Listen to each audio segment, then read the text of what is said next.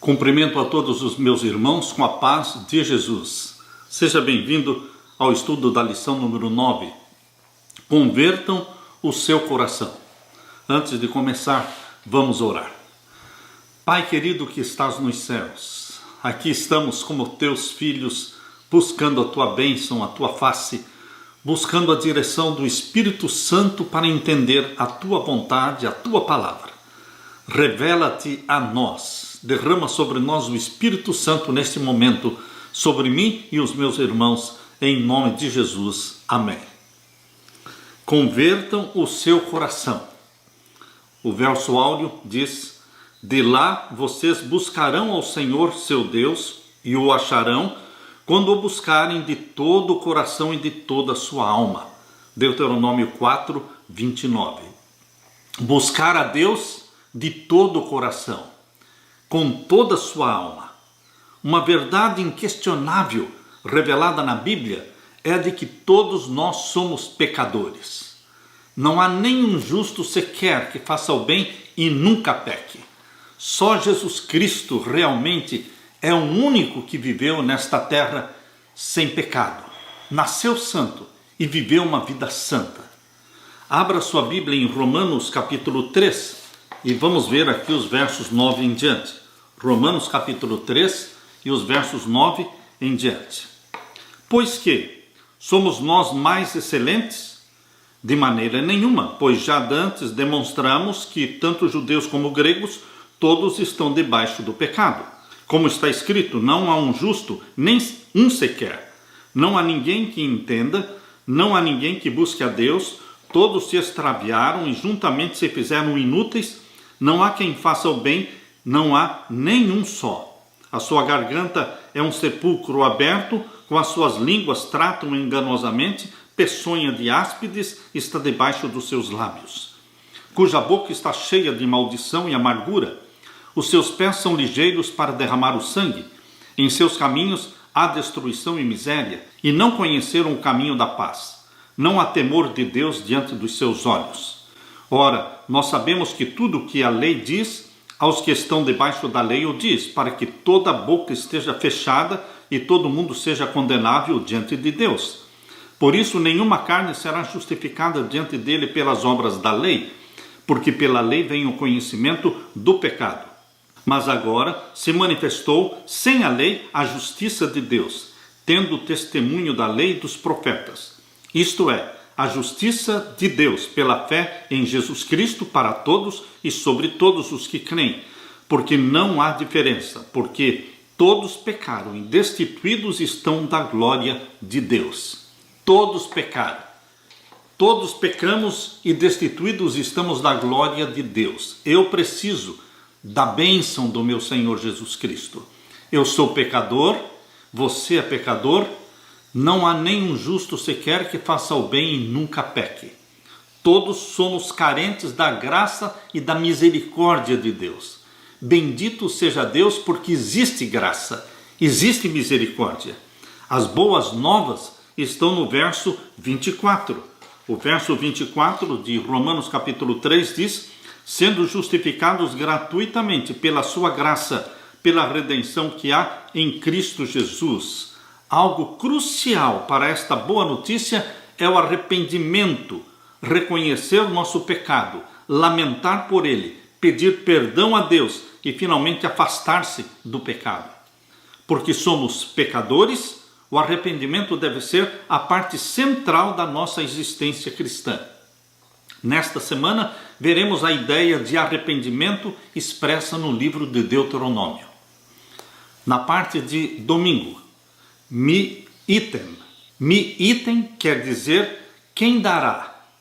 O hebraico bíblico, como a maioria dos idiomas, é repleto de expressões idiomáticas que são palavras que assumem significado diferente do seu sentido original.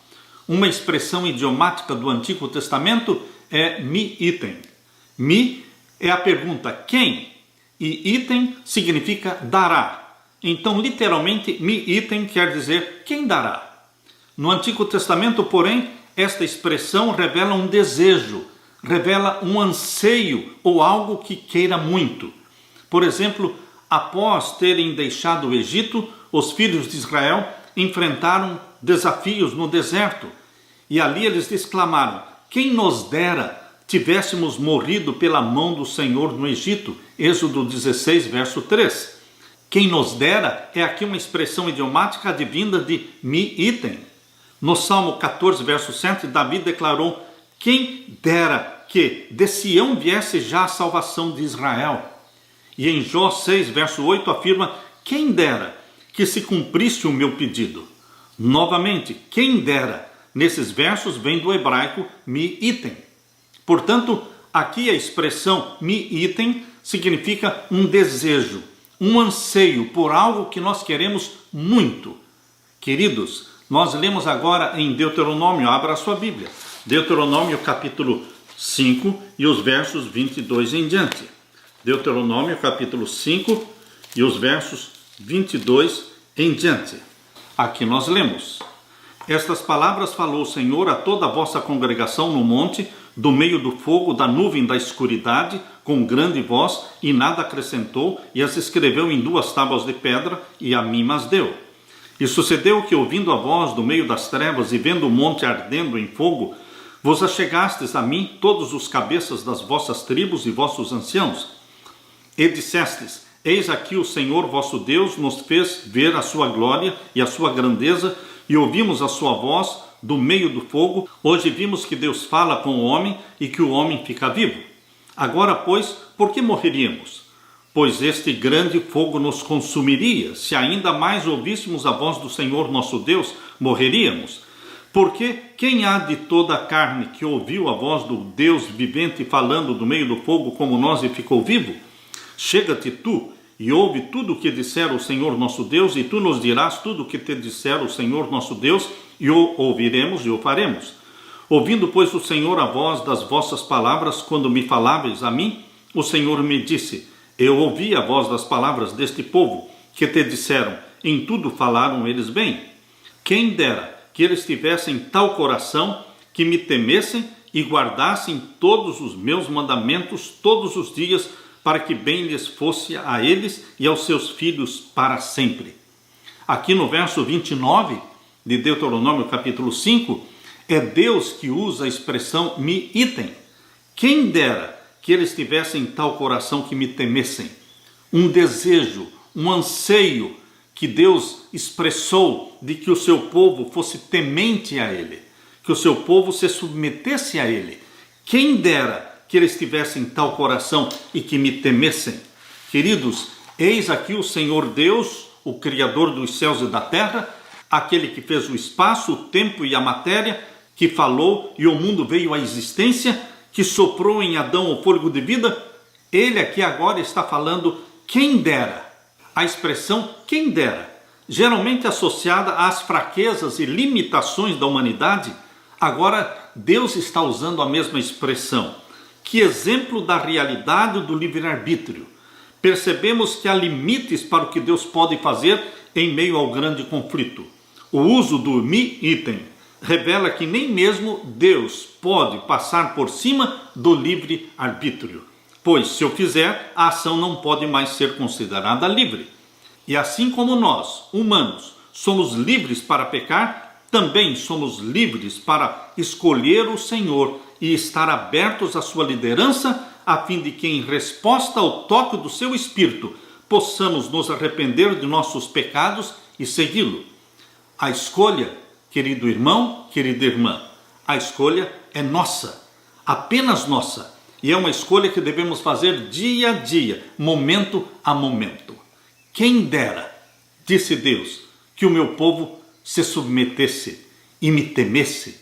Este é o anseio de Deus para a sua vida. Deus anseia por nos ver submissos, tementes a Ele, obedientes a Ele. Que você e eu, em nome de Jesus, cumpramos com este desejo divino e nos submetamos ao nosso Deus que tudo fez, que tudo deu pela nossa salvação. Aleluia! Na parte de segunda-feira, vocês me buscarão e me acharão. É a certeza que Deus nos dá. Você me busca e você me encontra, se você me buscar de todo o coração. Na Bíblia temos evidências da presciência de Deus. O que é a presciência de Deus? Deus sabe as coisas que vão acontecer antes delas acontecerem.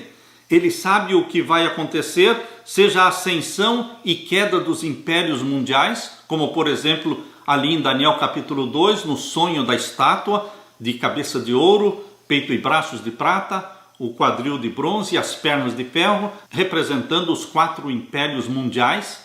E novamente em Daniel capítulo 7, quando Deus mostrou a sua presciência, revelando o seu conhecimento da ascensão e da queda dos impérios mundiais, ali no capítulo 7 de Daniel, representados ali pelo leão, representando Babilônia, e então o urso representando a Medopérsia, e o leopardo representando a Grécia, e o animal terrível e espantoso representando o Império Romano.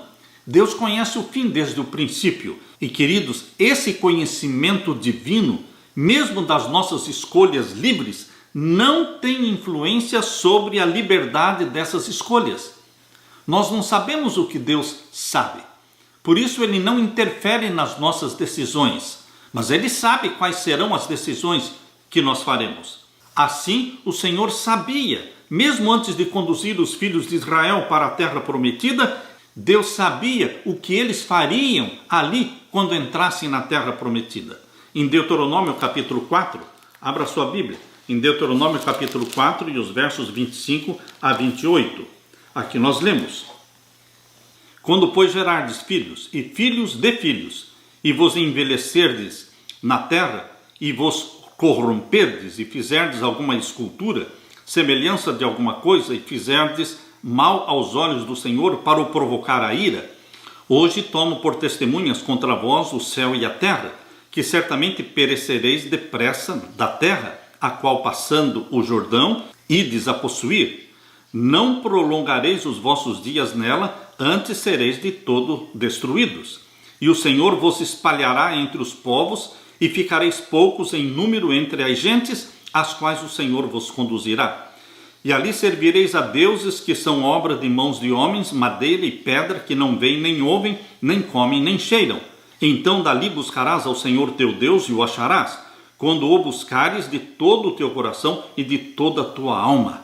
Queridos, Deus sabia que o seu povo, quando entrasse na terra prometida, iria abandonar a Deus, iria se submeter aos deuses pagãos, adorariam os mesmos deuses falsos que os pagãos adoravam.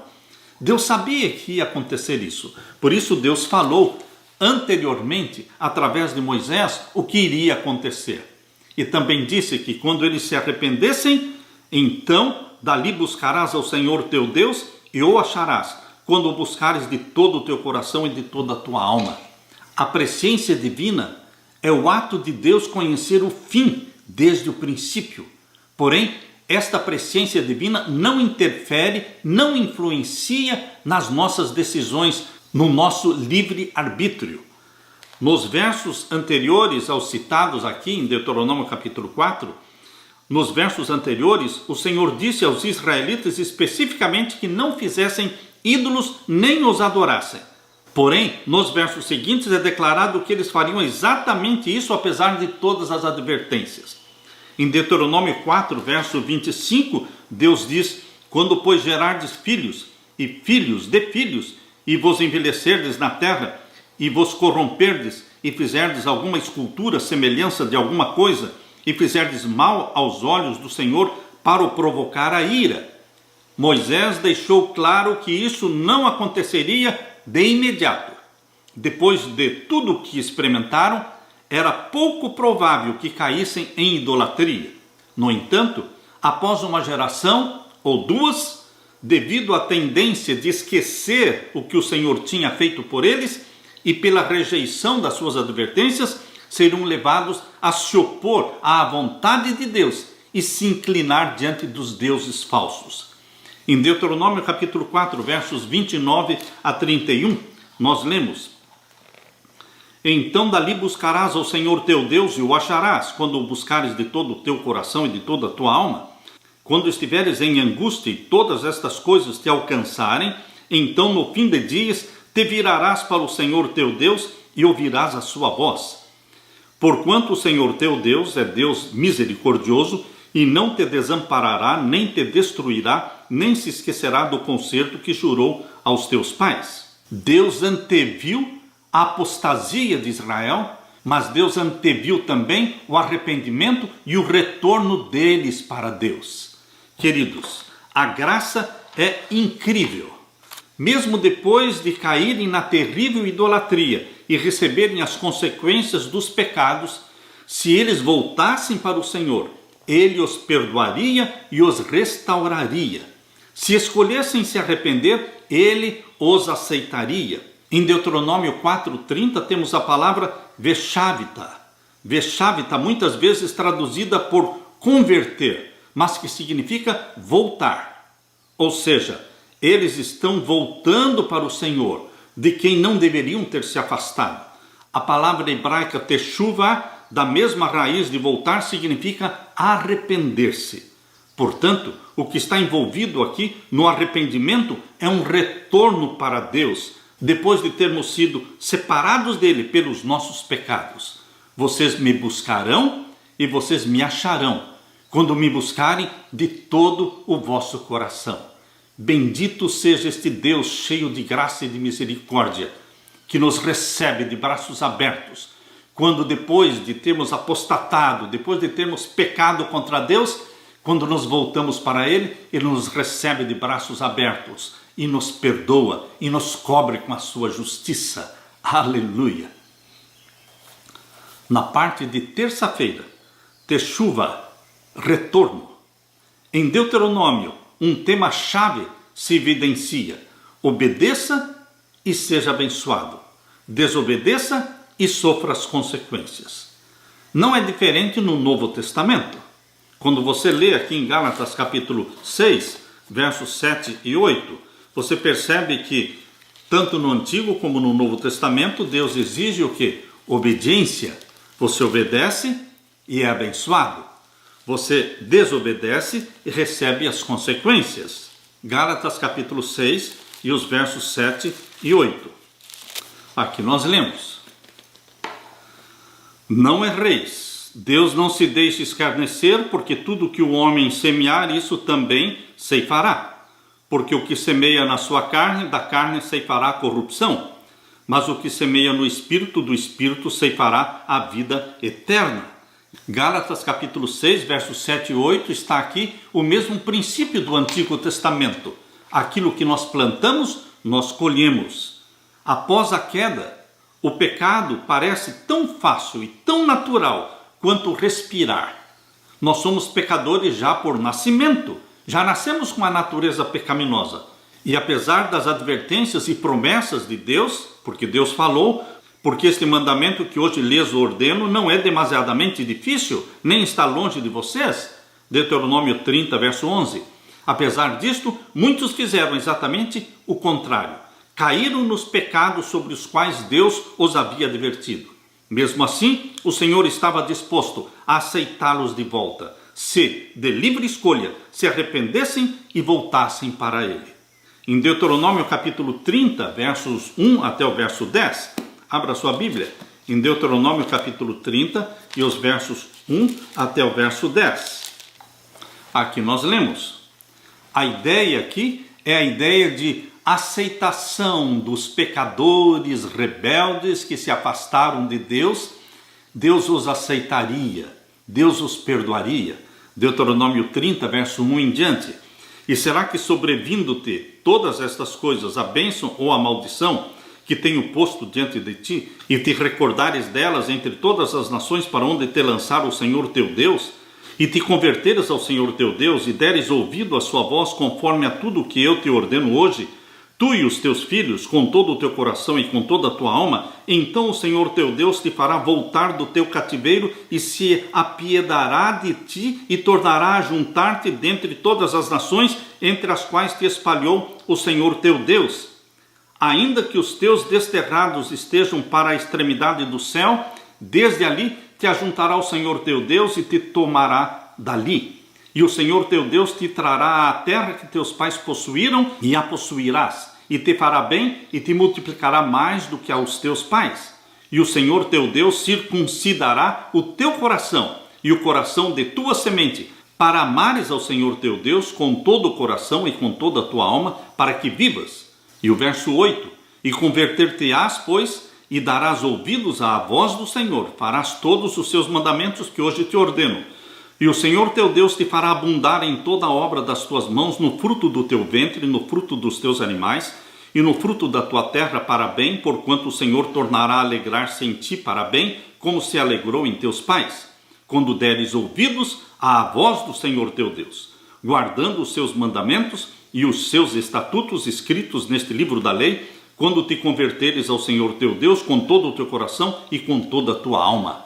Queridos, a ideia aqui em Deuteronômio capítulo 30 é simples. Se você errar, haverá consequências terríveis para você e a sua família. Isso é o que o pecado faz. No entanto, mesmo assim, você pode se arrepender e o Senhor o receberá de volta e o abençoará. Numerosas vezes a mesma raiz hebraica para teshuva aparece nesses versos. O texto diz: voltarem para o Senhor seu Deus. Deuteronômio 30, verso 2. Deuteronômio 30, verso 8. É com frequência traduzido assim: de novo vocês darão ouvidos à voz do Senhor. O texto poderia ser traduzido literalmente assim: e você volta para o Senhor e obedece à sua voz. Em Deuteronômio 30, verso 10, onde se lê: se vocês se converterem ao Senhor seu Deus de todo o coração e de toda a tua alma, a palavra converter significa voltar. Israel quebrou a aliança. Apesar disso, o Senhor não destruiu o povo. Queridos, o livro de Deuteronômio fala sobre arrependimento. Teshuva significa retorno a Deus. E é isso que nós precisamos hoje. Precisamos retornar para Deus. Nos submeter a Deus. Confessar a Ele os nossos pecados. E Ele nos perdoará. Aleluia. Na parte de quarta-feira, de todo o seu coração. Não é somente buscar a Deus, mas buscá-lo de todo o nosso coração. Deuteronômio 30, verso 1 até o verso 10, revela a graça e a bondade de Deus para com os apóstatas, para com os pecadores, apesar de tudo que Deus fez por eles, e de que não tivesse nenhuma justificativa para aqueles pecados que eles praticaram. Eles pecaram. Será que nós não fazemos o mesmo hoje? Avaliando todas as bênçãos de Deus, todos os cuidados de Deus, toda a bondade de Deus, e nós continuamos pecando muitas vezes, os pecados acariciados, os pecados que repetidamente estamos cometendo dia após dia. O que envolve o verdadeiro arrependimento?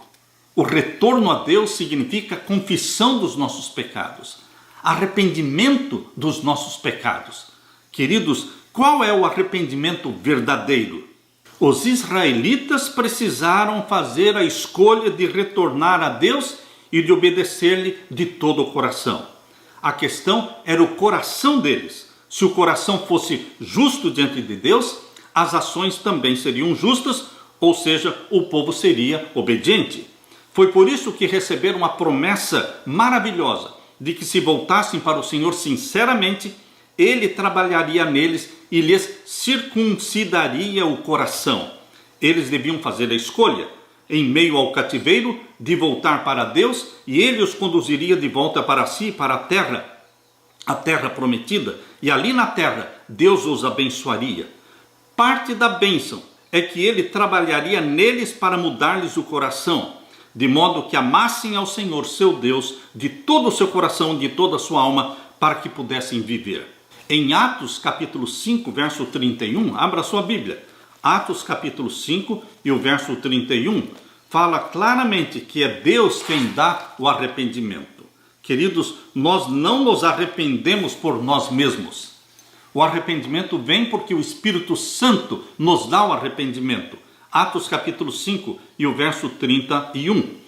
Deus, com a sua destra, o elevou a príncipe e salvador para dar a Israel o arrependimento e remissão dos pecados. É Deus que deu a Israel, é Deus que nos dá o arrependimento, a tristeza pelo pecado, a tristeza de termos transgredido os mandamentos do Senhor, desagradado ao nosso Deus, que tudo fez por nós. Nós lemos também em Romanos capítulo 2 e o verso 4. Romanos capítulo 2 e o verso 4. Aqui nós lemos: ou despreza as tuas riquezas da sua benignidade e paciência e longanimidade, ignorando que a benignidade de Deus te leva ao arrependimento? O que é que Paulo está falando aqui aos romanos? É a benignidade de Deus que nos leva ao arrependimento. A bondade de Deus. Quando avaliamos o tremendo sacrifício que foi Cristo morrendo na cruz, e nós entendemos que Jesus teria morrido mesmo que fosse por um só pecador. Queridos, isto move o nosso coração em submissão a Deus, em arrependimento. Ellen White, no livro Patriarcas e Profetas, página 557, diz assim: o povo lamentava porque seus pecados tinham trazido sofrimento, e não por terem desonrado a Deus transgredindo a sua santa lei. O povo de Israel lamentava por causa dos sofrimentos que estavam tendo, não pela tristeza de terem transgredido a lei de Deus. Isto não é arrependimento verdadeiro. Qual é o arrependimento verdadeiro? O verdadeiro arrependimento é mais que tristeza pelo pecado, é uma decidida renúncia ao mal. Quando você sente tristeza pelo pecado cometido, porque desagradou a Deus, porque magoou o coração de Deus, e este verdadeiro arrependimento resultará numa decidida renúncia ao pecado. Você rompe com o pecado, você não mais quer continuar nele.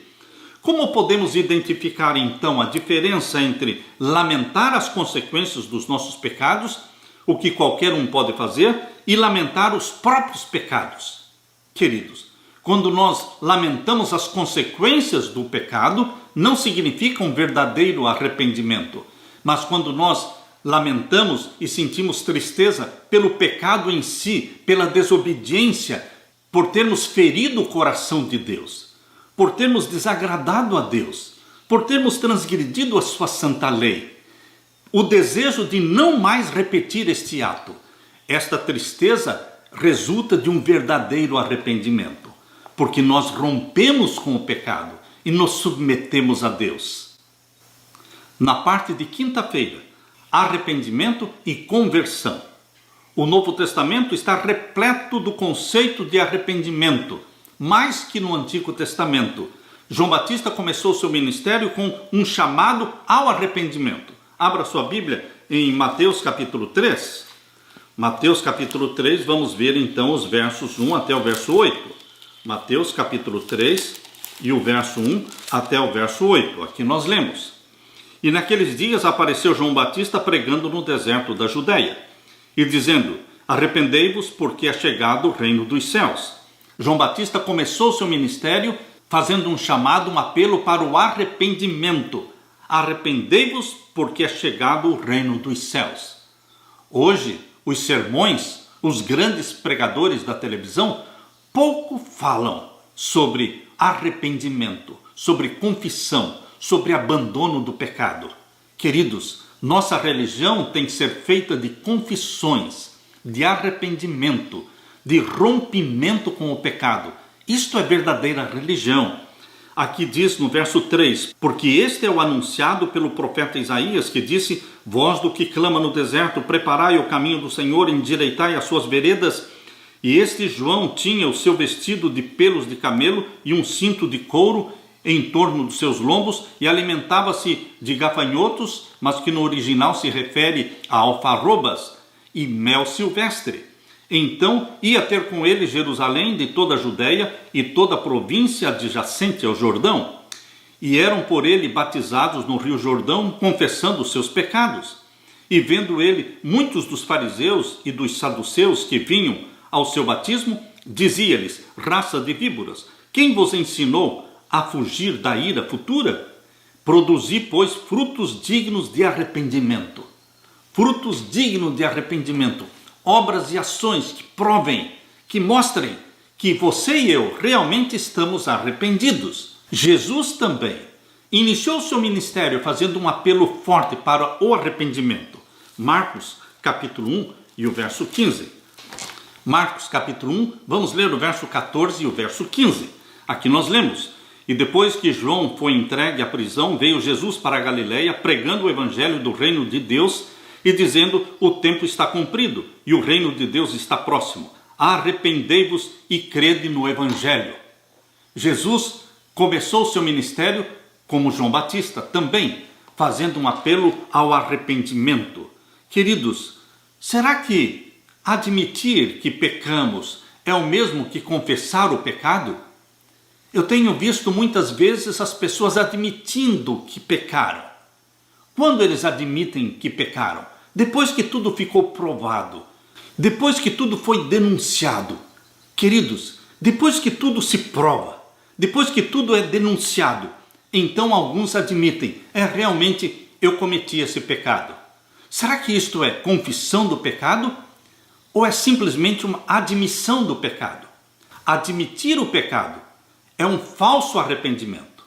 Foi o caso de Acã. Acã pecou roubando uma barra de ouro e uma capa babilônica, enterrando-a debaixo da sua tenda, e Israel foi amaldiçoado por causa disso. E quando foi lançada a sorte sobre as tribos de Israel, caiu sobre a tribo de Judá, e depois foi lançada a sorte dentro da tribo de Judá e caiu então na família de Acã. E então, quando Josué perguntou para Acã: por que fizeste isto, filho? Ele admitiu: realmente eu roubei uma capa babilônica e uma barra de ouro. Queridos, ele admitiu, embora ele tenha dito eu pequei, mas foi um reconhecimento falso, porque não era uma tristeza pelo pecado em si, e sim uma tristeza pelas consequências que viriam. Queridos, Deus não quer somente admissão do pecado, Deus quer uma confissão do pecado. Antes que qualquer pessoa saiba, antes que seja feita uma denúncia, antes que seja comprovado que nós cometemos aquele pecado, o verdadeiro arrependimento nos leva à confissão. O verdadeiro arrependimento significa pedir perdão a Deus, pedir perdão à pessoa contra a qual nós pecamos e restituir o que for necessário. Portanto, queridos, 3 coisas: pedir perdão a Deus, pedir perdão à pessoa contra a qual pecamos e restituir o que for necessário. É isso que o apóstolo Paulo está dizendo aqui em Atos capítulo 26 e o verso 20. Em Atos capítulo 26, verso 20, Paulo diz assim: antes anunciei primeiramente aos que estão em Damasco e em Jerusalém e por toda a terra da Judeia e aos gentios que se emendassem e se convertessem a Deus, fazendo obras dignas de arrependimento. Obras dignas de arrependimento. Obras e ações que mostram, que provam de que nós estamos arrependidos. Ou seja, nós pedimos perdão a Deus, nós pedimos perdão à pessoa contra quem pecamos e também nós restituímos aquilo que for necessário e rompemos com o pecado. Nós temos na Bíblia alguns exemplos de falso arrependimento. Você pode ver isso na experiência de Acã, um falso arrependimento. Você pode ver isso também na vida do rei Saul. O rei Saul, ele se arrependeu várias vezes ele disse eu pequei. Quando você abre a sua Bíblia em 1 Samuel capítulo 15, aqui em 1 Samuel capítulo 15, no verso 24, Saul disse: então disse Saul a Samuel: pequei, porquanto tenho traspassado o dito do Senhor e as tuas palavras, porque temi ao povo, dei ouvidos à sua voz. Saul disse eu pequei, mas ele tentou justificar o seu pecado, dizendo: eu tive medo do povo, por isso eu fiz isso. E novamente no verso 30, Saul disse eu pequei. Disse ele então: eu pequei, honra-me, porém agora diante dos anciãos do meu povo e diante de Israel, e volta comigo para que adore ao Senhor teu Deus. Queridos, tanto o arrependimento de Acã foi falso, como o arrependimento de Saul foi falso. Porque Saul, embora se arrependesse de estar tentando matar Davi, muitas vezes ele dizia eu pequei, mas ele continuava tentando matar Davi. Isso nós lemos aqui em 1 Samuel capítulo 26. 1 Samuel capítulo 26, verso 21. Então disse Saul: pequei, volta meu filho Davi, porque não mandarei fazer-te mal, porque foi hoje preciosa a minha vida aos teus olhos. Eis que procedi loucamente, errei grandissimamente. Saul tinha estes arrependimentos passageiros, momentâneos. Não era um verdadeiro arrependimento, porque ele novamente tentaria matar Davi. Queridos, Deus não quer um arrependimento como o de Acã. Deus não quer um arrependimento passageiro, momentâneo, como o de Saul. Deus também não quer um arrependimento por medo dos sofrimentos e das consequências, como foi o caso de Judas. Judas, quando traiu o nosso Senhor Jesus Cristo, ele disse: eu pequei traindo sangue inocente. Mas o arrependimento de Judas era somente medo das consequências do seu ato. Não era tristeza pelo pecado em si, por ter desobedecido a Deus, mas pelas consequências do ato. Não existiu verdadeiro arrependimento, nem em Acã, nem em Saul, nem em Judas. Quando nós pecamos, queridos, e todos nós pecamos, não há nenhum justo sequer que faça o bem e nunca peque. Mas quando nós pecamos, nós temos que correr a Jesus Cristo. No mesmo dia, antes do pôr do sol, corra para Jesus Cristo, confesse o pecado. Queridos, a Bíblia nos dá um exemplo do verdadeiro arrependimento. O exemplo do verdadeiro arrependimento você pode encontrar aqui em Salmo 51. Em Salmo 51, na experiência do rei Davi. Aqui nós lemos, verso 1. Tem misericórdia de mim, ó Deus, segundo a tua benignidade, apaga as minhas transgressões, segundo a multidão das tuas misericórdias. O verdadeiro arrependimento nos move em buscar a Deus, pedindo misericórdia de Deus. Tem misericórdia de mim, ó Deus. Salmo 51, verso 1. O verdadeiro arrependimento também está exemplificado aqui no verso 3. Salmo 51, verso 3. Porque eu conheço as minhas transgressões e o meu pecado está sempre diante de mim. O verdadeiro arrependimento é o reconhecimento da nossa transgressão. Eu pequei, o meu pecado está diante de mim. O verdadeiro arrependimento aparece também na experiência de Davi aqui em Salmo 51, verso 2. Lava-me completamente da minha iniquidade. Lava-me, purifica-me do meu pecado. Eu não quero mais continuar pecando. Davi decidiu romper com o pecado. Verdadeiro arrependimento é clamar por misericórdia, é pedir que Deus nos purifique, nos lave do nosso pecado, e é também reconhecer que pecamos, conforme diz o verso 3. Ainda na experiência de Davi, percebemos aqui em Salmo 51, verso 4, que o verdadeiro arrependimento faz com que você preste contas àquele contra quem você pecou. Verso 4 diz: contra ti somente pequei, e fiz o que a teus olhos parece mal, para que sejas justificado quando falares e puro quando julgares. Queridos, confissão a Deus, confissão ao nosso próximo, a quem ofendemos, e ainda a verdadeira confissão e o verdadeiro arrependimento podem ser vistos aqui no capítulo 51, versos 7 a 12, quando você pede um novo coração, quer ser uma nova criatura, não quer mais continuar na prática de pecados conhecidos, acariciados. Aqui lemos em Salmo 51, versos 7 a 12. Purifica-me com hisope e ficarei puro, lava-me e ficarei mais alvo do que a neve. Faze-me ouvir júbilo e alegria para que gozem os ossos que tu quebraste. Esconde a tua face dos meus pecados e apaga todas as minhas iniquidades. Cria em mim, ó Deus, um coração puro e renova em mim um espírito reto. Não me lances fora da tua presença e não retires de mim o teu Espírito Santo. Torna a dar-me a alegria da tua salvação e sustém-me com um espírito voluntário. Queridos, Deus nos dá o exemplo do verdadeiro arrependimento na experiência de Davi. Nossa religião precisa consistir em confissões diárias, em arrependimento diário, buscando de Deus um novo coração. Que esta seja a sua oração, meu querido irmão, que esta seja a nossa oração. Cria em mim, ó Deus, um coração puro e renova em mim um espírito reto. Não me lances fora da tua presença e não retires de mim o teu Santo Espírito. Que Deus derrame sobre você a sua graça, a graça divina. Que Deus derrame sobre você o Espírito Santo. Que Deus dê para você e para mim um espírito voluntário e alegria da salvação. Aleluia! Eu deixo com você, portanto, meu querido irmão, minha querida irmã, a paz do nosso Senhor Jesus Cristo. Esta é a minha oração. Amém.